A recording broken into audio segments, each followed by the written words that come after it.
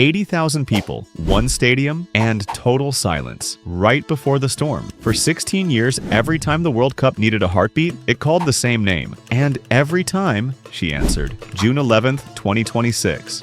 Mexico City. The oldest cathedral in football is about to witness something it has never seen. The lights die, the crowd holds its breath, and from the darkness, a voice. Shakira. What happened in the next 4 minutes didn't just open a tournament. It broke the internet, shook a stadium, and reminded the entire planet who really runs the World Cup. This is how the Queen took back her throne. To understand why this moment mattered, you have to go back. 2010, South Africa. A song called Waka Waka detonates across the world and becomes the most watched World Cup anthem in history. 2014, Brazil. She closes the tournament in front of the planet again. For an entire generation, the World Cup didn't start until Shakira sang. But here's what nobody saw coming. After 2014, she stepped back. Other artists came. Other anthems tried.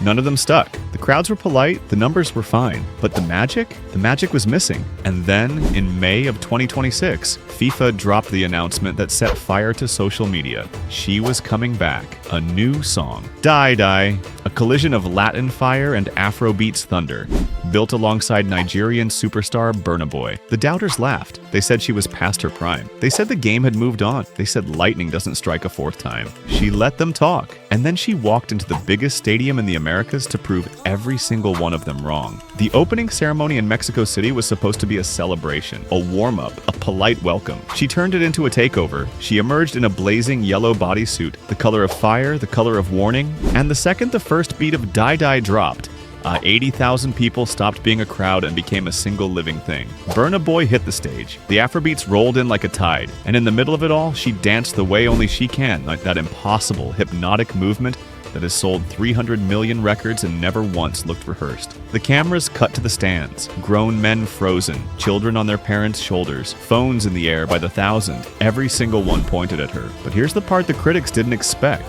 The reviews came in, and even the harsh ones, the ones that tore the rest of the ceremony apart, had nothing bad to say about her.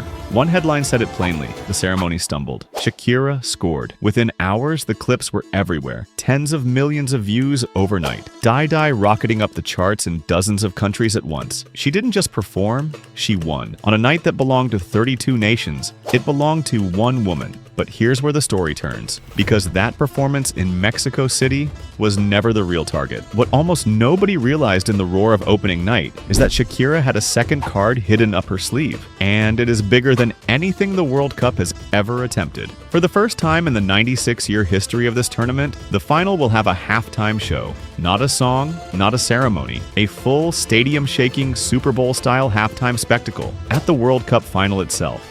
And the names attached to it don't feel real. Shakira, Madonna, and the biggest band on the planet, BTS. Three of the most powerful forces in music history.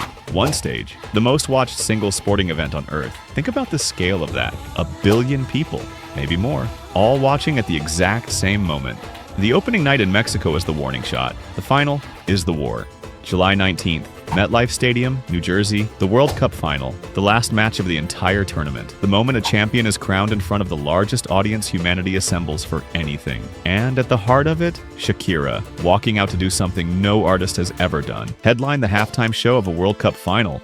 The pressure is almost impossible to describe. The Super Bowl halftime show takes a year to build. This one carries the weight of the entire planet's biggest sport on a stage shared with a living legend and a global phenomenon. One slip, one flat note, one missed beat, and 1 billion people see it.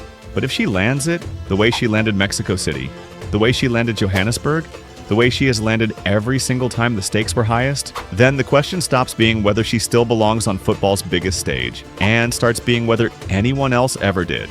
Understand what you're watching this summer.